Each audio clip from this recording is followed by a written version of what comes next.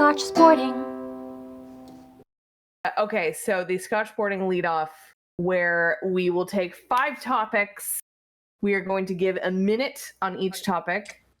And when the minute is done, we move on to the next one. But we have some good ones, so I think we might need to give them a bit more time afterwards. So episode 4, we might be cheating a little bit. So speaking of cheating, are we ready? We're ready.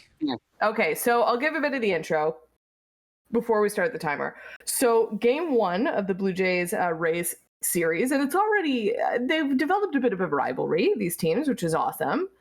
And the Rays are in first place. The Blue Jays are contending for a playoff in the same division. It's a bit of contention. You know, the Rays clinched playoffs today, which is great. The Blue Jays are now in a tie with the Yankees with losing this. Kevin Kiermaier, who is still just concerningly handsome, slides home, hits Alejandro Kirk. Something knocks out of Kirk's wrist. Kiermaier picks it up, walks to the dugout. You can see him then handing it to a coach. And then it turns out what fell out of Kirk's wrist was the scouting stats, how they're going to pitch to people. And the Blue Jays discovered what it was immediately, went and said, give it back. And the Rays said, no. And Kiermaier came out yesterday and was like, or 2 days ago, and was like, I didn't know what it was the first story. And then today was like, yeah, I knew what it was. Yeah. And I'm going to keep it. And so, of course, they hit him today. So, gentlemen, I ask you to start the clock. Is all fair in love and baseball? What should have happened? Do you think it was on purpose? Let's go. Was him taking it sure on it was on purpose? Taking the thing on purpose? Absolutely. Yeah, 100%. Yeah, He looked down, 100%. because I watched the replay. He looked down, he saw what it was. He's like, oh, picks it up, looks back, makes sure no one's looking, and then goes to the dugout. Yeah. Yeah, it was on purpose. Should he have given it back? Or it's, hey, that's part of the game. Yeah. No, I mean, morally, you should have given it back. No, he should not have given it in back. In the spirit of competition, you don't give it back. He should not have given it back. I don't like that he got it, but he should not have. Yeah. He is under no obligation to give that back. Yeah. There's no rule. There's that says he no has to rule give that back. says, yeah, there's nothing illegal about that. None of you think he should have done the right thing and given it back. I said morally you should have, but If you in the ain't competitive spirit. cheating, you ain't trying. Yeah. Tyler? I would have done the exact same thing. Wow. Time's up. I am really shocked. Okay, I might want to dig into this a little bit more. Okay, next is I forget who messaged it, but someone said, man, Jared Goff is really bad. I think it was Mark. And then it just caused me to do a stat comparison. So both of them are not with the teams that drafted them. Carson Wentz, who is not vaccinated, now has 2 ankle sprains in both ankles. He is with the Colts, and Jared Goff is with the Detroit Lions. Comparing their career statistics, they're pretty close. My question to start the timer, the first timer, and I need a bonus 30 seconds because we're going to do one of my favorite things after this.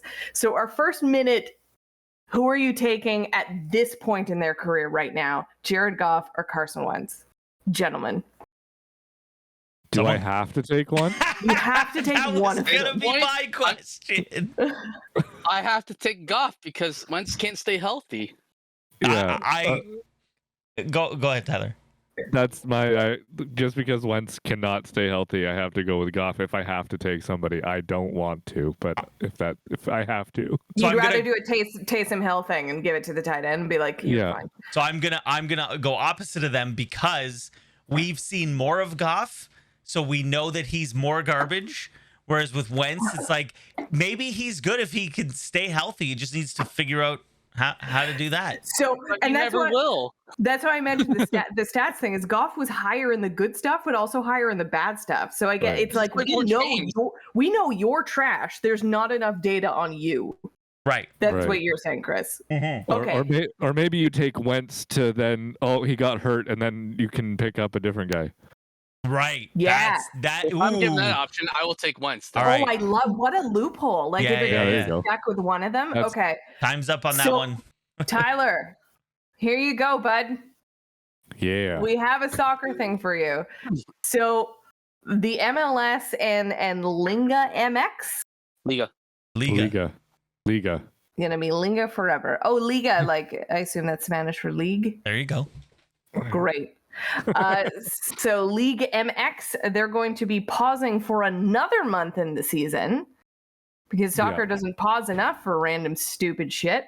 Right. They're going to pause and do a cup-style tournament. How do you feel about this? I will open up the floor to everybody, but Tyler, if you just want to take the minute, please go right ahead. Well, does anybody have anything else to say? Because it's such a fucking money grab. Is that It's all an it is? absolute money grab. Yeah. It's a money grab, and it's another way to get spots in the CONCACAF Cup. Okay. Right. Because the winner's guaranteed the spot in the third round And or something like that. And it's 3 teams. Yeah, because then the second and third go automatically qualify for the first round. I believe. Yeah. So this is just another 3 spots for Mexican teams because So would this not expand the CONCACAF Cup?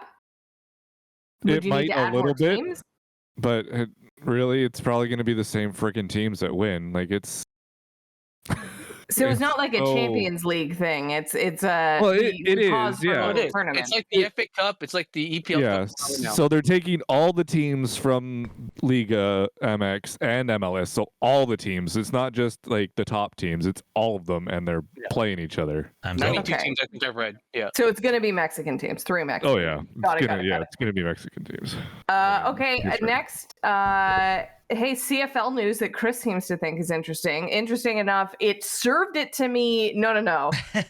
Facebook Yeah. and their algorithms thought this article would be interesting enough to me Right. Popped up in your feed. because Oh, you commented on it. The Argos hired Chris Jones as a defensive consultant. He's the former head coach of both the Toronto Argonauts and Saskatchewan.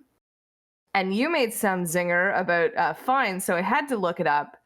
Yes. And he basically, when he was with the Saskatchewan Roughriders, blew through the cap and didn't care. And the fine was so cute. Yeah. It was like $25,000. It was 60, but yeah, it's like nothing. Which was but in CFL adorable. dollars, that is a lot of money for CFL. Not for the team, not for the Saskatchewan Roughriders.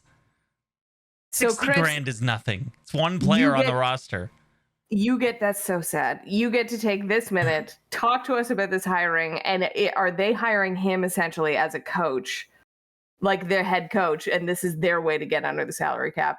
Go ahead. Well, so the CFL has a salary cap for coaches. So the thought is that they're bringing him in as consultant. That way that he doesn't count against their salary cap hit for coaches. And that, yes, he will indeed be doing some form of coaching. But I will say this, Dinwiddie needs to, who is the coach of the Argos right now, he needs to have his head on a swivel because Chris Jones will be the coach of the Argos probably, if not next year, at least halfway through next year. He's the defensive consultant. Right, Sorry, but go next ahead, year Mark. he'll be coordinator and then he'll be head coach. I was reading a tweet from it. I believe it was Dave Naylor, and he said, "To all of you who said that Chris Jones was just going to come in as a consultant and not run the team and be okay with that, I'm sorry, you were right." Yeah. So there's a cap. There's a salary cap for coaches in the CFL. Yes. Operations technically, so it includes everything under that rainbow. So like training. Time's up. So consultant truly is the loophole. Okay. So NHL and the Ronskis, NHL and Rona, not to be confused, as Mark said before the show, with the hardware store. Correct. So I mean, it could be a sponsorship deal that we're talking about, even though they're not sponsoring the NHL. if you were someone who saw this on the list and went, "Are they going to talk about the hardware store?" You should probably stop listening to this podcast. And No, get keep back listening. in school. Actually, that's true. We'll take stupid people. So the NHL seems to be doing well to get players to not do the thing. Chris, I don't know if you have the graphic handy. I might. Yeah, there we go. I just really love it. So the NHL is doing a really good job getting the players to not do the thing. Daly says by the time we start the season, we expect only 10 to 15 players to not be vaccinated. And that's crazy. So my question to you guys is, the NHL isn't mandating vaccines per se, but why do you think they're getting it right? Because there's 7 Canadian teams, so teams have to cross the border to play, and if they don't get vaccinated, because then they won't get paid for those games. Nope, wrong. Percentage of players in the NHL who are American, please. Well, yeah, but again, Percentage of players in the NHL who are American. it's not 98%. I'm not saying that. What I'm saying is that percentage is low. It's not 2% either. I'm But telling you, it's what a lot I'm harder than saying 2%. is that it's low, and that most of the guys in the league are not from the States and don't have the my freedoms mentality. Most of the Interesting. players in the league are not American. It's money related. Sure. I'm sorry, it is. Because you have to play the Canadian teams at least twice. There's 7. That's 14 games. You But lose it's not. 14 It's on money your related in paycheck, the. that's It's huge. It's money related in the NFL though. But they the don't have to travel to Canada, though. NFL, you only lose your money if the game is canceled. Yeah. Tyler. Time's up. Oh shit! Go, Tyler! Quick! Get Go. your thoughts in. It's clear. It's clearly money related. Obviously, I like my love idea Chris's better. theory. I do like it. It's an interesting theory for sure. The 27% of the players are American. 27. Thank you for looking that up. I looked it up. But 20. How many a percentage of Americans are anti-vaxxers? Right? Because it's not everybody.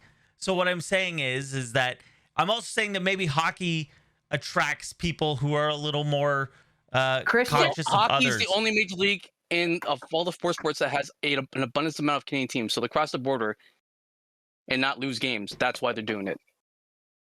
You think NBA players are getting themselves vaccinated to come and play Raptors? Hey, that's 2 games. I don't care.